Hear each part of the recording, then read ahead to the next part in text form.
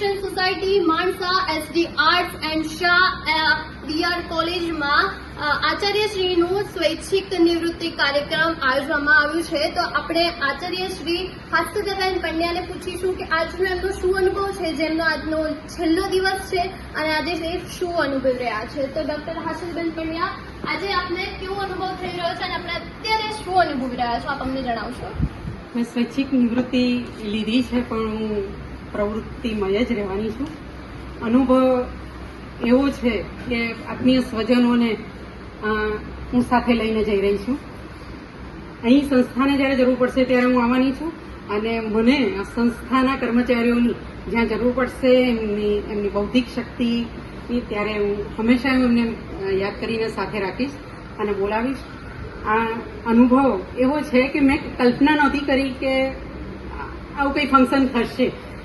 આ નિમિત્તનું આવું મેં પહેલાં કંઈ જોયું નથી, પણ ખાસ રિપીટેડલી શાહ સાહેબની ઈચ્છા હતી. 3-4 વાર મિટિંગમાં એમણે કહ્યું કે આ કરવાનું છે અને વિશ્વજીતભાઈ અને નવીન કાકા અને રજી સાહેબ બધા આયોજન પછી કરતા થયા.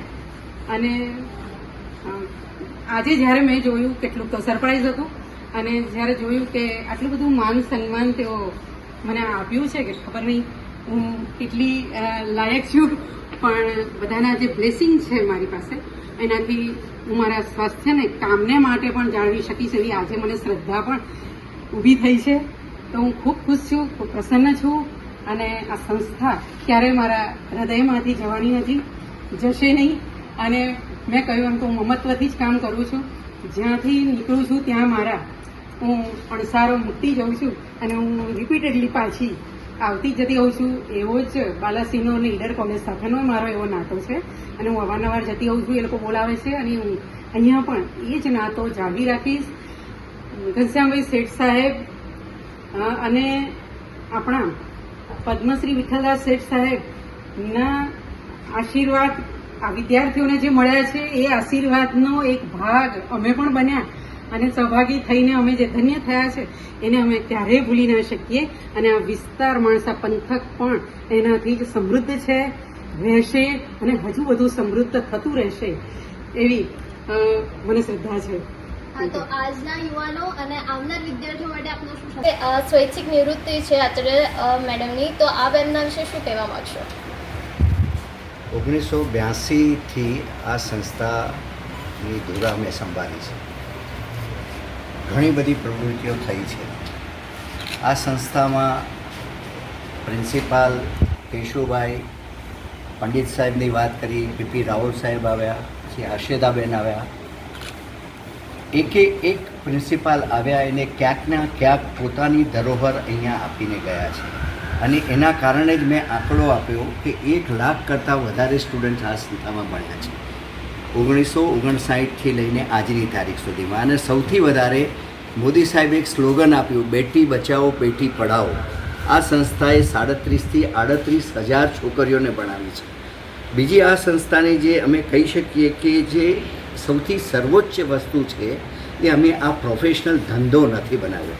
It is in true sense the NGO activity. અને એજ્યુકેશન આપવું અને એજ્યુકેશન થકી સમાજને ઊંચો લાવવો એ આ સંસ્થાનો ધ્યેય છે. અને એવી જ્યારે સંસ્થા બની રહી હોય ત્યારે આચાર્ય ડૉક્ટર હર્ષદાબેન જેવા આપણને સ્ટાર મળી જતા હોય છે. એના કારણે આવી સંસ્થાઓ ઝગમગી ઉઠતી હોય છે.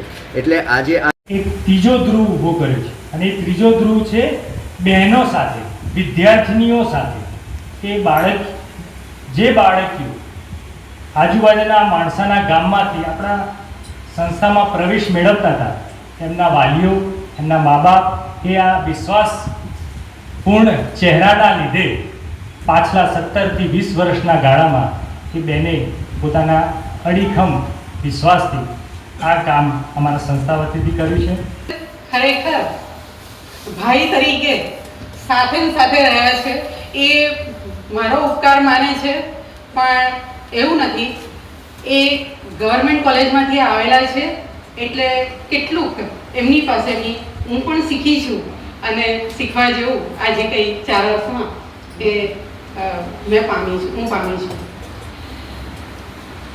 સૌપ્રથમ